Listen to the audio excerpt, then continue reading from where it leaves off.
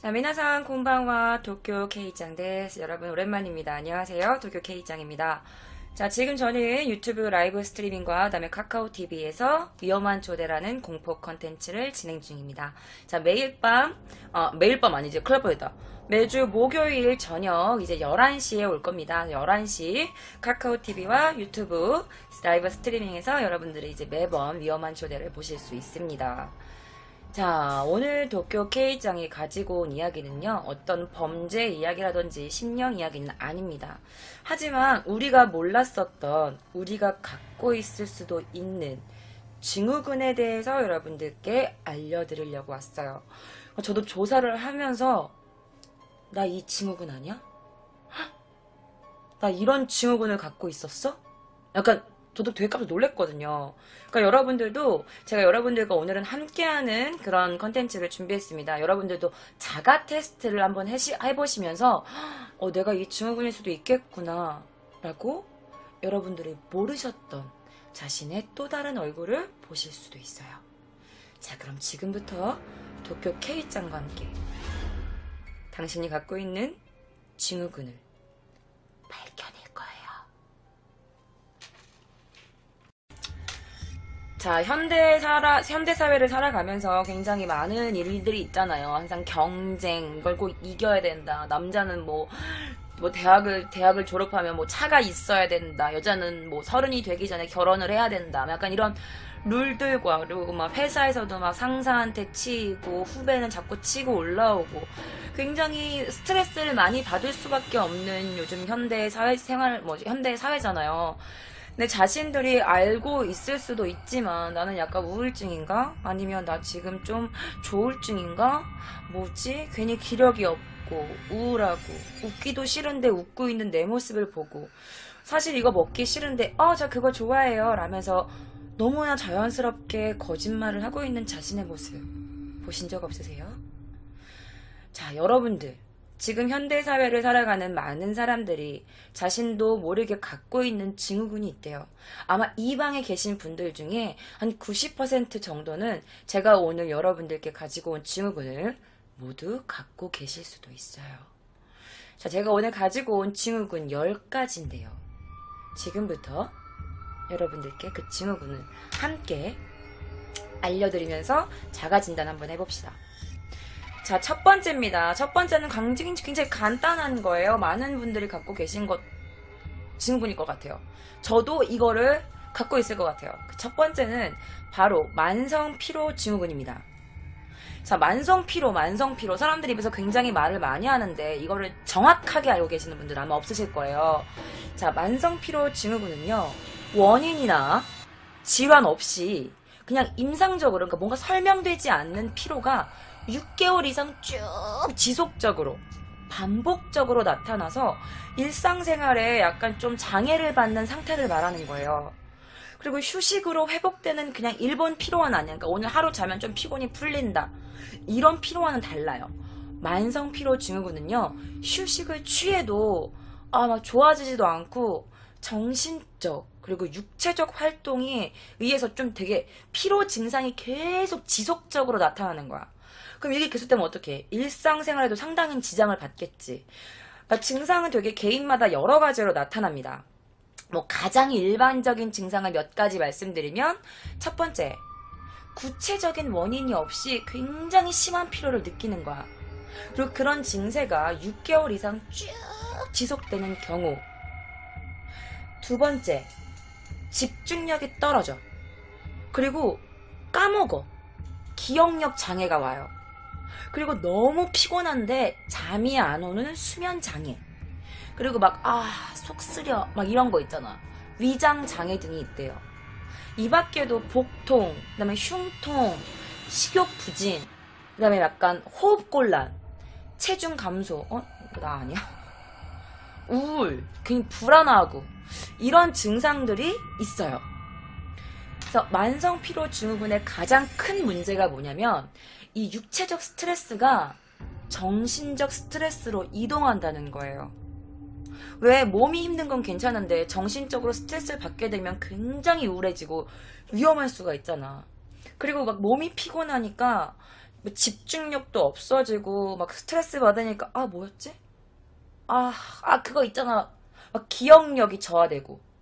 그리고 업무 막 일하는 것도 그렇고 그냥 일상생활에서도 그렇고 막 친구를 만나서 놀기도 싫고 여행도 귀찮고 일도 이거 해야 되나? 이러면서 의욕을 잃어가는 거야. 삶에 대한 의욕을 잃어가는 거야. 그리고 그러다 보면 뭐해? 막 의욕도 없고 막 다 짜증나고 그러니까 짜증도 되게 쉽게 내는 거야. 그러니까 이게 너무 스트레스를 많이 받으니까 두통이나 근육통이 오는 거죠. 그 이게 원인에 대해서는 솔직히 확실하게 밝혀진 게 없어. 이게 뭐 일적으로 스트레스를 받아서 그런 걸 수도 있고 아니면 뭐 사람이 쳐서 그런 걸 수도 있고 정확하게 이것 때문에 당신은 지금 만성피로 증후군입니다 라고 그렇게 원인은 밝혀진 게 없어요. 그렇다고 뭐 엄마야 왜 갑자기 왜 이래? 그러시다. 그러니까 이게 바이러스 감염을 포함하기도 한대요. 그래서 뭐 감염증이나 뭐 일과성 외상 또는 어떤 충격에 의해서 아니면 뭐 어떤 극심한 스트레스 막 이런 것들도 원인으로 추정되기도 합니다. 그래서 여러분 당신이 지금 피로가 풀리지 않고 6개월 이상 쭉 계속 지속된다면 당신은 만성 피로 증후군을 의심해 보셔야 해요. 또한 피로감을 동반한 약간 신체 통증, 막 두통, 근육통, 막 위 쓰리고 이런 경우가 2주 이상 지속될 경우도 당신은 만성 피로 증후군입니다. 자, 피로 이외에도 4가지 지금 제가 설명해드릴 그런 이상이 6개월 이상 지속되는 경우에도 만성 피로 증후군을 볼 수 있어요. 아까 말씀드렸던 기억력통은 집중력 장애, 인후통, 근육통, 그 다음에 경부 여기 있잖아. 겨드랑이에 림프선 있죠. 이 림프선 압통, 그리고 다발성 관절통, 그리고 두통, 그리고 잠을 푹 자고 일어나도 약간 상쾌한 느낌이 없어. 잘 잤다 이런 느낌이 없고 자고 일어나도 그냥 이런 느낌 뭔지 알지? 그리고 막 운동 같은 것도 되게 막 힘들어하는 거야. 막 운동을 하면 약간 좀 개운하다. 막 땀을 쭉 뺐으면 막 상쾌해. 약간 이런 느낌이 들어야 되는데 그런 것도 없고 일을 열심히 해서 결과가 좋았는데도 불구하고 되게 좀 권태감 같은 거 있지. 그런가 보다. 이랬으니까 이런 거. 그러니까 일상생활에 대한 권태감. 그리고 막 갑자기 어지럽거나 막 갑자기 울렁거린다거나 갑자기 식은땀이 막 난다든지 자율신경 관련 증상, 그리고 갑자기 손발이 차가워지는 수족냉증, 이런 것들 중에 4가지 이상이 지금 여러분들이 6개월 이상 지속됐다면 여러분들은 만성피로 증후군을 의심해 보셔야 합니다. 자, 만성피로 증후군은요, 단기간 휴식으로는 내가 좀 쉬면 괜찮겠지? 라고 생각해서 단기간 휴식으로는 이게 나아지지가 않아. 그래서 여러분들이 몸을 조금 움직이는 게 좋대요. 예를 들면 뭐 스트레칭 같은 거, 아니면 그냥 걷는 거, 뭐 자전거를 탄다든지, 뭐 수영을 한다든지, 유산소 운동 같은 거 있죠. 이거를 처음엔 하긴 귀찮지만 조금씩 늘려가는 거야. 그럼 이것이 여러분 만성피로 증후군을 약간은 해소하는 데 도움이 된대요. 그리고 그러니까 전문가들이 말하는 거는 피로감을 약간 느끼지 않는 선에서 조금씩 강도를 늘리면서 운동을 하는 거를 권유한다고 합니다. 만약에 예를 들면 이런 거지. 주 5일, 그러니까 최소 한 12주 정도 운동을 하시는데 처음에는 뭐 1시간, 2시간 이렇게 운동하는 거 말고 한 5분에서 15분 뭐 산책을 나간다든지 아니면 그냥 뭐 스트레칭을 조금 한다든지 한 요런 식으로 간단한 운동만 하다가 이게 여러분들 그 환자 상태에 따라서 매주 5분 미만씩 이게 최대 30분이 될 때까지 운동량을 조금씩 늘리는 거야. 그리고 어느 단계에서 피곤해 라고 느껴지면 그 피로 증상이 줄어들 때까지 다시 강도를 낮추는 것도 좋다고 해요.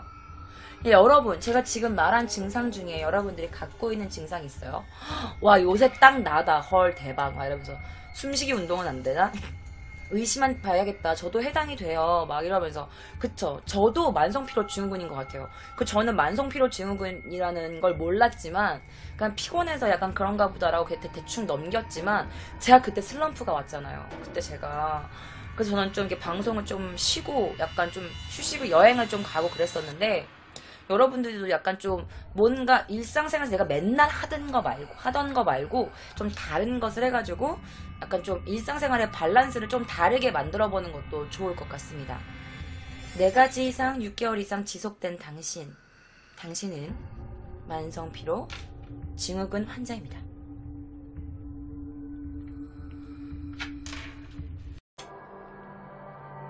두 번째 증후군입니다. 바로 번아웃 증후군이에요. 번아웃 증후군이라고요. 이게 번아웃 신드롬이라고도 하는데, 번아웃이고요, 여러분. 번아웃. 이게 영어로 하면 타버리다, 소진하다 이런 뜻이에요. 타버리다. 딱 느낌 오지? 그래서 이 번아웃 증후군은요, 정신적, 신체적 피로로 인해서 굉장히 사람이 무기력해지는 증상을 뜻하는 심리학 용어예요. 그러니까 다른 말로 하면 뭐 탈진 증후군, 뭐 연소 증후군, 소진 증후군이라고도 불려요. 근데 요즘 뭐 인터넷 TV 뭐 할 것 없이 되게 번아웃 증후군이 화제예요. 직장인의 85% 정도가 경험을 했대요. 이 증후군은. 그러니까 이런 거지. 열심히 막 일을 하는 거야. 그래서 자기 에너지를 다 쓴 거지. 그러고 나서 어느 순간 내가 이거 왜 하는 거지? 이렇게 열심히 살아서 뭐해? 그 사람이 되게 무기력해지는 증상을 말하는 거야. 그래서 무기력함 뿐만 아니라 이 무기력증이 자신의 가정이나 직장생활, 뭐 인간관계, 사회에까지 영향을 미치는 거야. 그러니까 이게 직장인 같은 경우에는 이게 무기력해지고 뭐 다 하기 싫고 의미도 없고 막 이러니까 당연히 업무에도 지장을 미치겠죠. 근데 이 번아웃 증후군이 굉장히 위험한 게 뭐냐면 우울증이 와요. 그리고 자기 혐오가 나타나요. 나는 왜 이러지? 나는 왜 이것밖에 안 되는 거야? 살아 뭐해? 그래서 이런 식으로 우울증이나 자기 혐오라는 증상이 나타납니다. 그러니까 이런 거야. 한 가지 일에 굉장히 몰두한 거야. 예를 들면 석사 준비를 한다고 치자. 그럼 박사 준비해도 논문을 막 썼어. 논문을 다 쓰고 이거를 다 끝냈어. 에너지를 다 태운 거야. 그러다가 이제 에너지가 다 떨어지니까 극도의 무기력증이 오면서 업무에 적응하지 못하는 거지. 그래서 이런 증상을 번아웃 증후군이에요. 그러니까 번아웃 증후군이 약간 우울증 증상과 되게 비슷하대요. 막 우울하고 무기력해지고 다 싫고 막 재미없고 막 인생의 의미를 모르겠고 막 이런 것들. 그러니까 우울증이라고 약간 그런 증상과 좀 비슷해서 헷갈릴 수도 있대요. 그리고 약간 이 번아웃 증후군으로 판정된 사람들이 우울증 진단 기준을 충족하는 경우가 많대. 그리고 막 이 번아웃 증후군이 굉장히 심해지면 여러분 수면장애, 그리고 우울증, 심리적 회피 막 이런 증상뿐만 아니라 갑자기 돈을 막 쓰는 거야. 쇼핑하고 막 있지. 카드 긁고 청해주세요. 이것도 살게요. 저것도 살게요. 그래서 과도한 소비를 하거나 알코올에 의존할 수 있대. 왜냐면 사람이 너무 무기력해지고 사람 만나기도 귀찮고 다 싫고 그러면 이렇게 술, 담배 같은 거 할 거 아니야. 그러니까 술에 의존하다 보면 이게 알코올 중독으로 좀 가기가 되겠지? 그럼 술이 취하다 보면 어떻게 해야 돼? 자기 통제가 어려워지는 거야. 그러니까 번아웃 증후군이 굉장히 위험한 거야. 그래서 여러분들 지금부터 자기들과 내가 이 번아웃 증후군 테스트를 한번 해볼 거예요. 자, 5가지를 해볼 거예요. 5가지 증후군 중에서 3개 이상 해당되면 당신은 번아웃 증후군을 의심해 보셔야 합니다. 자, 첫 번째. 아침에 눈을 뜨면 답답하고 한숨부터 나온다. 그런 사람 있나요? 자, 2번째. 기억력이 옛날 같지 않고 자꾸 깜빡깜빡 하는 거야. 자, 3번째. 그러니까 전에는 그냥 웃으면서 대충 넘어갈 수도 있는 일인데 짜증이 나기 시작해. 그리고 이 짜증이 나는데 별것도 아닌 것도 막 짜증이 나는 거야. 씨, 뭐야. 그리고 화를 참는 게 어렵게 돼. 이걸 내가 컨트롤이 안 되는 거야. 화를 막 못 참아. 막 불이 항상 여기 뭔가 있어. 그리고 네 번째, 그냥 다 그만두고 사라져버리고 싶은 거야. 그냥 어디론가 멀리 갑자기 떠나고 싶거나 그냥 막 사라지고 싶어. 다섯 번째, 전에는 되게 재미있고 즐거웠던 일들이 무미건조해지는 거야. 하나도 재미가 없고 의미도 없고, 그러니까 행복을 잘 느끼지 못하게 되는 사람. 성취감도 없어. 내가 막 일을 했어. 근데 막 이렇게 했었는데 성취감도 없어. 그냥 무미건조하고 삶이 행복하지 않고, 저는 되게 좋았던 일들도 다 재미없고 행복을 잘 못 느끼게 된 사람. 자, 이게 5가지입니다. 자, 이 5개의 문항 중에 3가지 이상이 해당되면 당신은 번아웃 증후군을 의심해 보셔야 돼요. 자, 번아웃 증후군은요, 그러니까 우리 사회에서 일 중독과 되게 밀접하게 연관되어 있는 거야. 워커홀릭. 우리나라 평균 근무 시간이 여러분 몇 시간인 줄 알아요? 총 2090시간이래요. 그러니까 하루 평균 무려 10시간 30분 정도 달하는 그 시간을 일을 하는 거야. 그러니까 그만큼 완전 일만 하니까 번아웃 증후군이 걸릴 확률이 높은 거지. 그러니까 완전히 이 슬픈 현실. 아니, 가정주부도 그렇지. 맨날 일하고 뭐 집 청소하고 빨래하고 음식하고 뭐 애들 데려와서 애들 뭐 씻기고 애들 뭐 숙제 시키고 그다음에 그냥 가는 거야. 그러니까 이게 물론 내가 엄마기 때문에, 한 명의 뭐 남편의 아내이기 때문에 이런 일이 당연시 되는 게 너무 짜증이 나는 거지. 그게 얼마나 힘들어. 야, 일 도와주시는 분도 우리가 돈 내고 이렇게 하잖아. 그 일이야. 그것도 가족 집안일도 일이야. 그러니까 뭐 아침 차리고 뭐 집 뭐 청소기 돌리고 빨래 널고 빨래 마르면 다시 개고 넣고, 점심하면 애들 점심 차려줘야 되고, 그리고 점심 치우면은 또 뭐 설거지 하고, 그다음에 애들 뭐 잠깐 놀아주고, 그다음에 남편 또 저녁 차려야 되고, 저녁 차리고 또 설거지 해야 되고, 그럼 또 아침에 자고 또 잠깐 자고 일어나가지고 막 또 아침 해야 되고, 맨날 똑같은 거야. 그러니까 가정주부들도 그것도 일이야. 그러니까 가정주부님들도 그 번아웃 증후군이 많이 느낄 수 있는 거지. 근데 이 번아웃 증후군이 걸리기 쉬운 분들이 누군지 알아요? 바로 간호사분들이래요. 이 간호사분들이 번아웃 증후군을 느끼는 경우가 굉장히 많대. 간호사분들 솔직히 힘들지. 뭐 의사분들께 치이고 환자한테 치이고, 또 간호사분들이 그다음에 다큐멘터리 봤는데 또 그 간호사 그 선후배 관계도 되게 세대매. 그래서 그런 것들에서 번아웃 증후군을 느끼는 경우가 굉장히 많다고 해요. 자, 번아웃 증후군 테스트해서 3가지 이상 된다면 여러분, 당신은 지금 당장 휴식이 필요합니다. 약간 조금 일에서 벗어나서 자신의 몸과 정신을 조금 회복하는 그런 휴식이 필요한 거야. 이게 휴식 방법이 그냥 뭐 잠자는 뭐 이런 것도 있겠지만, 잠을 뭐 길게 자본다든지, 알람 없이 잠을 좀 길게 자본다든지, 아니면 여행을 간다든지, 아니면 뭐 연극을 보거나 뮤지컬을 보거나 영화를 보거나 약간 이렇게 문화생활을 한다든지, 아니면 뭐 쇼핑, 뭐 그렇게 막 과소비는 아니겠지만 내가 갖고 싶었던 거 이거 하나 사볼까? 라고 해서 쇼핑을 한번 해본다든지, 아니면 연애하는 거? 약간 연애를 해본다든지, 아니면 운동 해본다든지, 그리고 가끔은 사람들과 모여가지고 뭐 술 한잔 먹는, 약간 이제 뭐 사람이 자기가 힘든 걸 막 이렇게 말하고 나면 약간 좀 개운해질 때 있잖아. 그러니까 일에서 조금 떨어져가지고 약간 좀 자신이 하면 행복해질 수 있는 이제 그런 것들을 좀 찾아서 여러분들이 좀 해보시는 거를 이제 제가 좀 추천해봅니다. 그래서 이런 게 실제로 도움이 됐다고 하시는 분들도 많이 있으니까 여러분들이 그거 참고하시고, 너무 일만 하지 맙시다.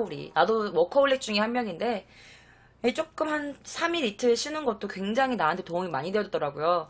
그러니까 여러분들이 주말에도 약간 또 내일은 이거 해야 되는데 저거 해야 되는데 막 머리로 계획해 놓지 말고, 그냥 미친 듯이 그냥 뭐 여행도 한번 가보고, 기차 여행 한번 가보고, 그럼 바다 한번 보거나, 이런 식으로 좀 여러분들이 스트레스를 약간 조금 푸는 걸 추천해 드립니다.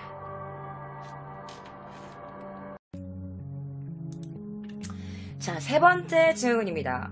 3번째 증후군은요, VDT 증후군이라는 거예요. 바로 Visual Display Terminal이라는 약자예요. 이게 뭐냐? 영상 표기 단말기라는 증후군입니다. VDT 증후군은요, 컴퓨터 단말기 증후군이라고도 불려요. 이게 뭐냐? 우리 맨날 뭐해? 특히 직장인 분들은 이거 정말 많이 공감하실 거예요. 저도 진짜 컴퓨터, 마이 갓, 거의 진짜 요즘 내 인생에 가장 많이 접하는 이 컴퓨터. 자, VDT란 작업이란 모니터 앞에서 마우스나 키보드 등을 이용해서 업무를 처리하는 것을 말한대요. 그러니까 요즘은 점점 막 이 자동화가 되면서 장시간 모니터 앞에서 일을 하는 사람들이 굉장히 늘어나고 있잖아요. 그리고 대부분 직장인들이 컴퓨터 못하면 약간 뭐 말도 안 돼. 컴퓨터 안 쓰고 어떻게 일해. 요즘 이런 세상이잖아. 그래서 이에 따라서 굉장히 다양한 VDT 증후군이 나타나게 되었대요. 예를 들면 이런 거야. 시력이 갑자기 떨어지는 거야. 갑자기 두통이 막 와. 그리고 머리가 항상 이렇게 무거워. 뭔지 알지? 머리가 무겁고 몸이 좀 무겁고 약간 이런 것들이야. 그리고 이게 좀 심해지면요, 전신에 걸쳐서 구토와 불안감을 느끼기도 한대요. 봐봐, 이 컴퓨터 앞에 앉아가지고 경직된 자세로 장시간 같은 동작만 반복하는 거야. 그러니까 이게 공무원이나 금융원, 사무직 이런 것들을 비롯한 프로그래머, IT 종사자들한테 이 증상이 굉장히 많이 나타난대요. VDT 증후군은요, 거북목 이거 있죠? 나 약간 거북목이거든?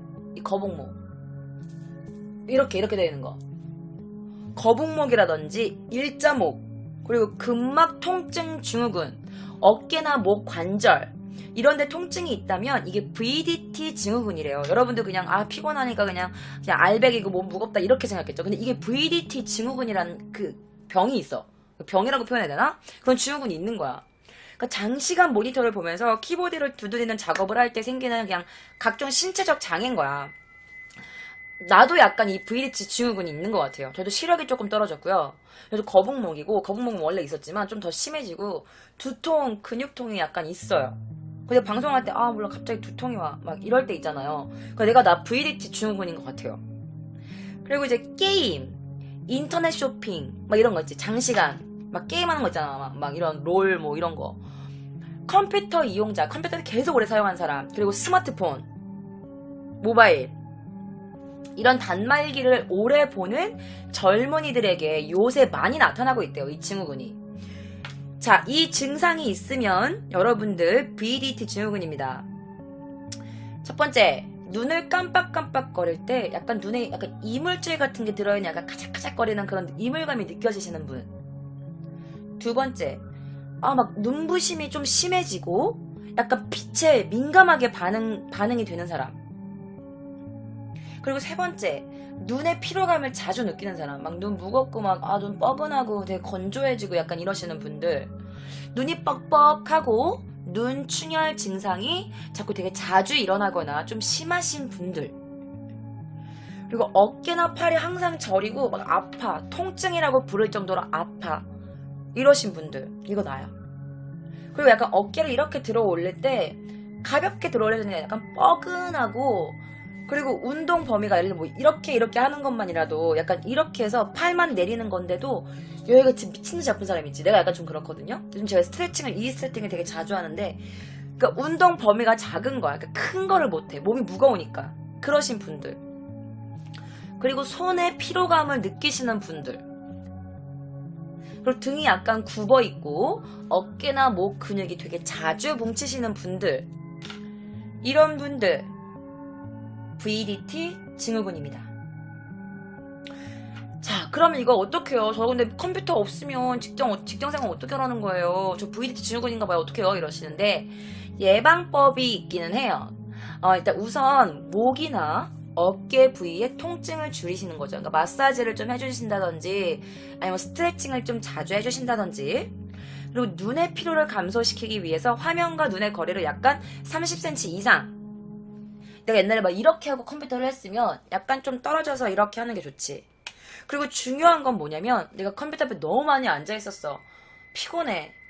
하지만 이걸 끝내야 돼. 그래도 일 잠깐 놓고 한 10분이라도 좀 쉬는 게 좋아요. 예를 들면 뭐 1시간 정도 작업을 한 뒤에는 최소한 10분 정도 쉬는 게 좋은데 이게 직장 생활이다 보니까 내 맘대로 할 수 있는 게 아니잖아. 그러니까 뭐 1시간 작업했으면 한 3분 정도는 앉아가지고 좀 스트레칭 좀 하다가 다시 작업을 시작한다든지 그러시는 게 좋습니다.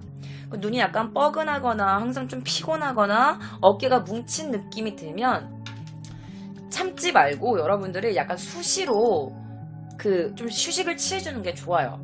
그리고 스트레칭 진짜 중요해. 나 스트레칭 진짜 열심히 하거든요, 요즘에. 스트레칭으로 뭉친 근육을 풀어주는 것도 중요해요. 여자분들 왜 이렇게 승모근 있는 거 있잖아. 나도 승모근이 좀 심한데 승모근 있거나 목이 항상 아프거나 이렇게만 해도 막 목 땡기는 사람 지금 한번 해봐. 이걸 땡기고 이렇게 올려봐. 근데 여기까지 했을 때 이렇게 아픈 사람들 있죠. 스트레칭 되게 자주 해야 돼요. 무엇보다 가장 중요한 건 즐겁게 일하는 건데 스트레스를 받지 않는 건데 이게 좀 힘들잖아.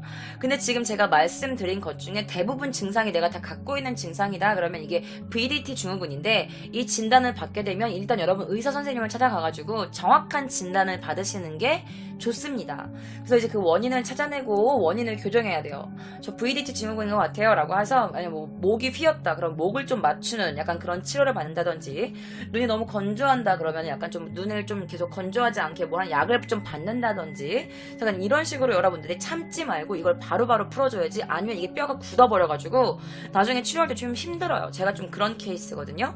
그러니까 여러분들 VDT 증후군이 있는 당신들 병원 가서 치료받아요. 참지마. 힘들다.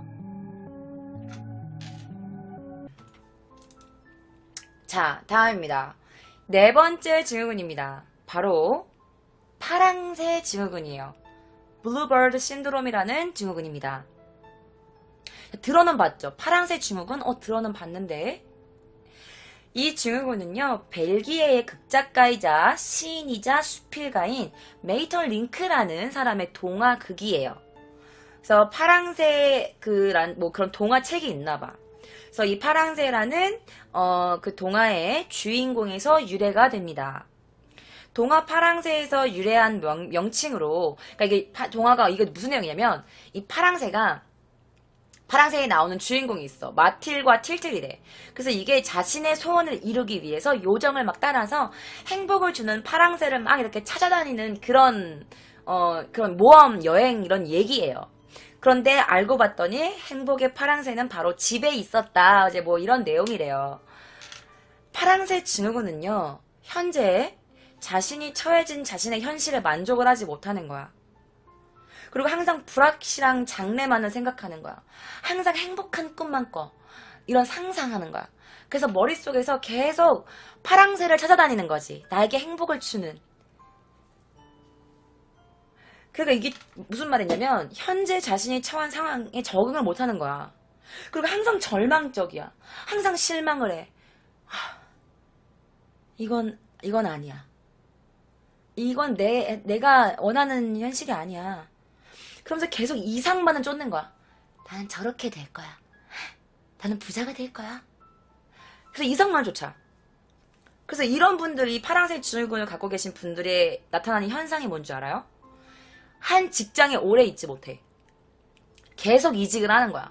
요거 조금 했다가 아니야 이건 내가 원하는 게 아니야. 그만둬. 딴 것도 해.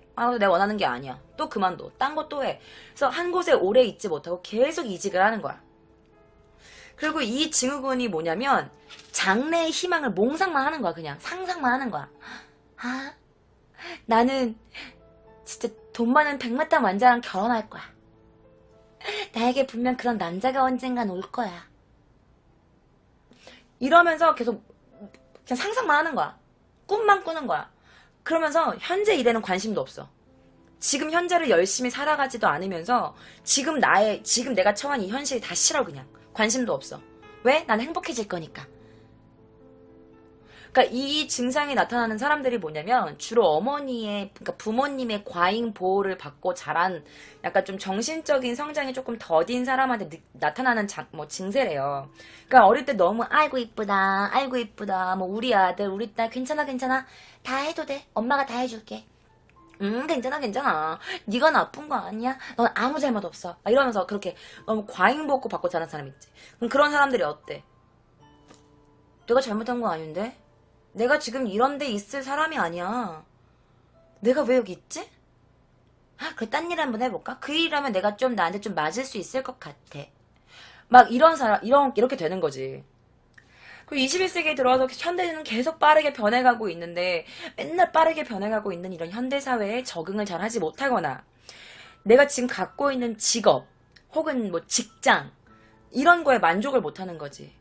그래서 이걸 직장인들이 일컫는 용어가 있대요. 바로 욕구불만, 갈등, 스트레스, 뭐 이런 것 때문에 발생하는 심리적 그냥 긴장이 이런 뭐 신체적인 증상으로 나타난 거지.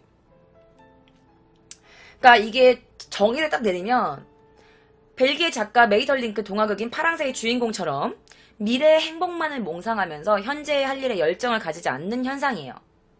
자, 여러분 테스트 한번 해볼게요. 5가지 제가 항목을 드릴 거예요. 여기서 3가지가 본인과 맞다라고 하면 당신은 파란색 증후군을 의심해 보셔야 합니다. 자, 첫 번째. 지금 내가 있는 현실을 생각만 해도 의욕이 없어지고 막 의욕 상실. 그리고 막 피로해져. 막 피곤해져. 2번째. 현실을 막 부정하고 싶을 때가 많아. 내가 지금 이고 있는 현실을 부정하고 싶을 때가 많아져. 그리고 3번째, 이상에 대한 꿈을 꾸고 막 설레는 경우가 막 많아. 그러니까 거의 막 그런 상상을 거의 하루 종일 하는 거지 막. 내가 행복해지는 상상만 계속하는 거야. 그리고 5번째, 내가 상상하고 있는 그 이상, 나의 행복 이런 걸 장담을 하는 거야. 난 그렇게 될 거야. 이 현실이 지금 내가 있을 이 현실은 내가 아니야. 라면서 자신은 그렇게 될 거라고 확신하는 사람들. 근데 꿈을 꾸는 건 좋아. 꿈을 꾸는 건 좋고 그 꿈을 위해서 열심히 노력하는 사람은 괜찮은데 노력은 하지 않고 내가 지금 이렇게 처해 있는 현실을 부정만 하고 그리고 항상 행복한 미래만을 꿈꾸면서 나는 그렇게 될 거야. 이렇게 하는 사람들을 말씀드리는 거예요. 자, 이 5가지의 항목 중에 여러분들이 3가지 이상이 내가 지금 나 좀 그런 것 같은데? 라고 하면 파란색 증후군을 의심해 보셔야 됩니다. 자, 삼성경제연구소 조사 결과에 따르면 전공과 적성을 고려하지 않은 채 취업자의 경우 되게 이 증상이 쉽게 올 수 있대요. 봐봐, 나랑 맞지도 않는데 계속 이걸 일을 해야 되니까 현실에 대한 막 불만, 막 스트레스, 그리고 결국에는 그게 업무 효율 저하를 가져오기 때문에 장기적으로 봤을 때 회사와 개인한테 모두 안 좋은 결과를 가져오는 거지.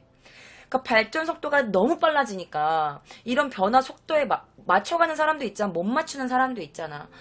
그러니까 이게 솔직히 자기 스스로의 몫이지만 적응하지 못하는 사람들은 어쩔 수 없이 스트레스를 받게 되고 적응을 못하니까 이 파란색 증후군이 나타나는 거지. 그래, 꿈이라도 꾸자. 이러다 보면 항상 내가 상상하는 그 상상성에 내가 너무 행복하니까. 자, 이 증후군에서 벗어나려면 현재 있는 직장 내에서 좀 만족하려는 노력이 좀 필요하대요.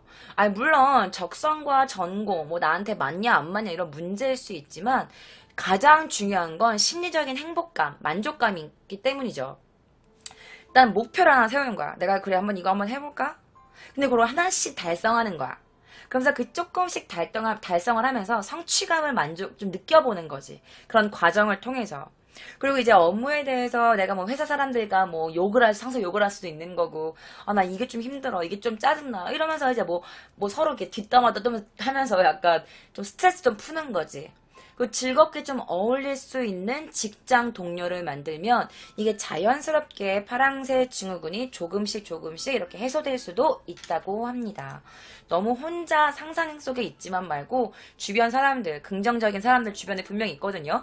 그런 사람들이랑 좀 대화도 많이 해보고 그리고 좀 다른 일도 한번 해보고 그러니까 자신이 처한 곳에 자기가 지금 너무 싫지만 그 자기가 지금 하고 있는 직업에서 조금씩 목표를 정하고 이거를 조금 달성해 나가는 맛을 알면 약간의 희열도 좀 느끼지 않을까라는 생각이 듭니다. 여러분들, 파란색 증후군 갖고 있는 사람